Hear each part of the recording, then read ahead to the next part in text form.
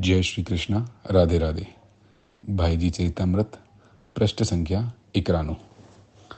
भगवत सेवा बुद्धि से गीता प्रेस का कार्य करने के लिए प्रोत्साहन। चूरू निवास श्री गंगा प्रसाद जी, सप्रेम राम राम। आपका कृपा पत्र मिला था। कल आपका तार मिला, परंतु उससे पहले ही मैं तार दे चुका था, जिसमें लिखा था कि रामेश्वर जल्दी आ रहे हैं। यदि गोरखपुर बिना आए काम चल सके तो मैं रतनगढ़ ठहरता हूँ। तार पहुंच गया होगा। इसके बाद ही आपका तार मांझी तथा दुजारी जी के बृहस्पतिवार को रवाना होने को मिला। मैं समझता हूँ आप लोगों ने यही निश्चय किया होगा कि मेरे स्वास्थ्य तथा मन की प्रसन्नता के लिए रतनगढ़ रहने दिया जाए। इस निर्णय से आप लोगों ने मुझ पर बड़ा बोझ डाल दिया है। कहीं भी रहना है, किसी स्थान विशेष में रहने से ही स्वास्थ्य ठीक ही रहेगा या मनुष्य नहीं मरेगा, ये कोई बात नहीं है। देश में भी लोग बीमार होते हैं और मरते हैं। ऐसी हालत में कार्य की दिक्कत से ख्याल से आपका पत्र पाते ही मुझे गोरखपुर आ जाना उचित था, परंतु ऐसा ना करके मैंने आपको तार दिया कि मैं आने को तैयार हूँ। बिना संकोच मुझे आने के लिए तार दे दें।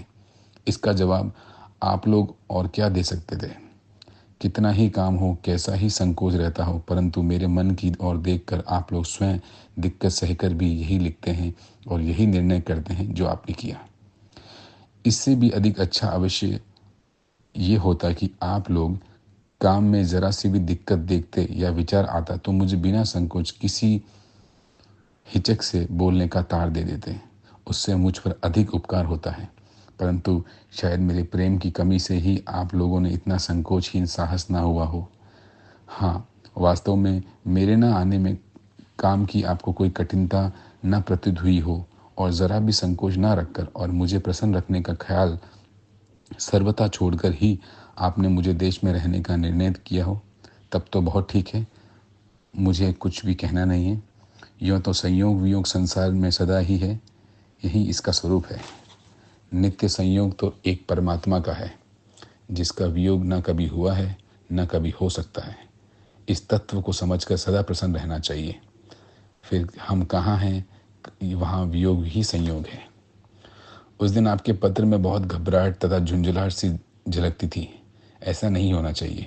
सदा स्थिर, धीर और प्रेम और आनंद भरे रहना चाहिए। हृदय कितना विशाल होना चाहिए जिसमें शत्रु भी आसानी से स्थान पा सके। वस्तुतः शत्रु अपना बिना जीता हुआ मन ही है। जिसने मन पर विजय प्राप्त कर ली है, जो प्रत्येक प्रतिकूल स्थिति अनुकूलता में परिणत कर सकता है, उसका कोई शत्रु नहीं रह जाता।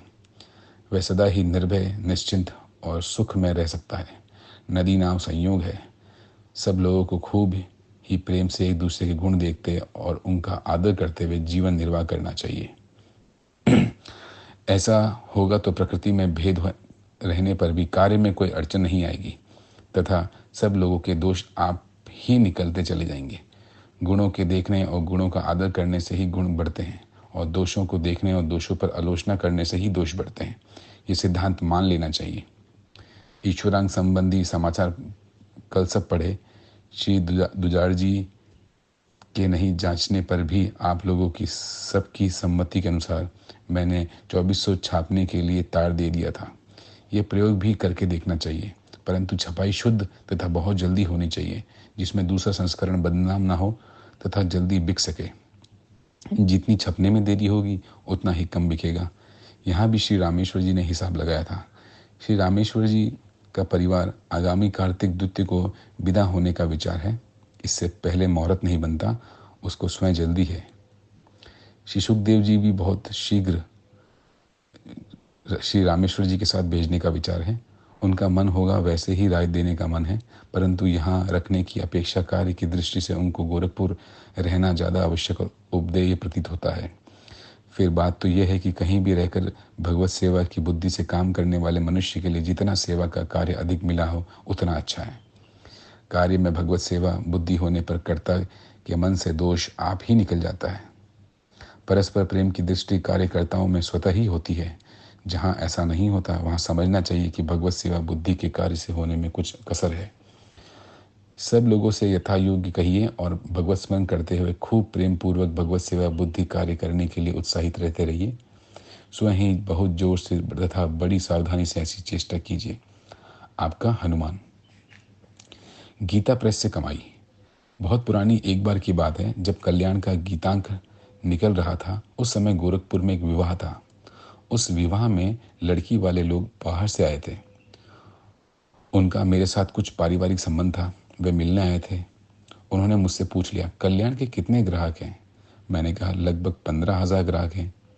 उस समय कल्याण का वार्षिक चंदा शायद 6 रुपये था। वे बोले कि 90,000 तो इससे आ जाते हैं। वे बोले, और पुस्तकें कितनी बिकती है? उस समय शायद 5-6 लाख की पुस्तक बिकती थी। वे बोले, इस तरह 7 लाख का माल बिकता है, तो इसमें आधी कमाई होती होगी। मैंने कहा, आप आधी कमाई की बात कहते हैं, इसमें एक पैसा नहीं मिलता। हम लोग लागत दाम पर बेचते हैं। वे बोले, ये कोई मानने की बात है क्या? आप कितना ही कहें।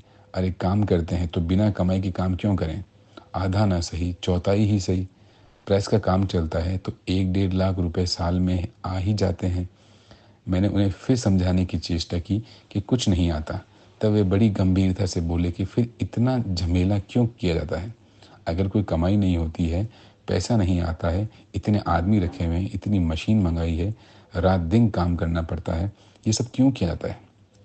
ये बेवकूफ़ी है। उन्होंने बड़ी सरलता से कहा, मनुष्य जब जीवन का एक उद्देश्य बना लेता है कि पैसा कमाने के लिए ही काम करना है, पैसा कमाने के लिए ही जीना है, तो उसकी सारी चेष्टाएं, सारा विचार पैसा कमाने के लिए ही होते हैं। उसको ये बात समझ नहीं आती कि जहाँ पैसा कमाई ना हो, वह काम क्यों किया जाए। गीता प्रेस की प्रशंसा में पत्र पत्रिकाओं में लेख देने से विरत करना। यदि कोई महाअनुभव गीता प्रेस तथा कल्याण के महान कार्य के विषय में लेख प्रकाशित करने की चेष्टा करते हैं, तो भाई जी उन्हें ये कार्य विरत कर देते हैं। निम्नलिखित पत्र से द्रष्टव्य हो। सम्मान्य श्री सिद्धराजी, सादर प्रेम यथा योग्य। आपका कृपा पात्र मिला। आपके सौजन्य और प्रेम से आपको मेरे दर्शन की स्मृति मधुर होने के कारण सदा ही जागृत है। आपने गीता प्रेस को तथा मुझको स्मरण रखा, इसके लिए मैं आपका कृतज्ञ हूँ। फिर आपने जिस शिष्टता, सौजन्यता, संकोच और विनयपूर्ण भाषा में हमारी ही यशगान करने की इच्छा से जो पत्र लिखा, उसे पढ़कर तो कृतज्ञता प्रकाश करने का भी अवसर नहीं रहा। गीता प्रेस आपको अच्छा लगा और उसमें व्यवस्था, सफाई, कार्यप्रणाली की सुंदरता आपको दिखाई दी।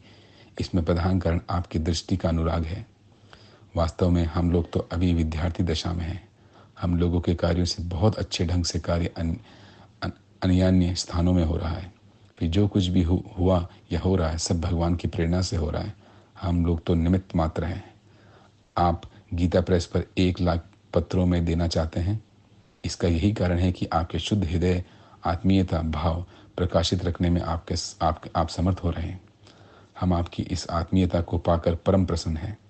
अब प्रार्थना यही है कि गीता प्रेस के संबंध में पत्रों में कुछ लिखने की आवश्यकता नहीं है। ऐसा कोई कार्य नहीं हो रहा है कि जिसका पत्रों में उल्लेख करना आवश्यक हो। आपकी आत्मीयता से हम यही आशा करते हैं। आप यही आशीर्वाद दीजिए कि हम लोगों के मनों में कभी अभिमान ना आए और श्री भगवान के कार्य में अपनी महिमा का आरोप करके कदापि समाचार पत्रों में कुछ भी प्रकाशित करने की हमारी दुर्वासना ना हो। आपकी आज्ञा का उल्लंघन किया जा रहा है, इसके लिए क्षमा करेंगे। आप जब कभी भी जो गोरखपुर पधारें, कृपा करके पहले से मुझे अवश्य सूचना दें। मेरा कलकत्ता आना हुआ तो मैं आपके दर्शन का लाभ उठाऊंगा। आपका शुद्ध और सरल प्रेम अभिनंदनीय है। सच्चा प्रेम सदा बढ़ता ही रहता है। मेरे योग्य अगर कोई सेवा हो तो लिख दीजिए और मुझको अपना भाई समझिए। आपका भाई हनुमान प्रसाद पोद्दार। जय श्री कृष्ण। राधे राधे।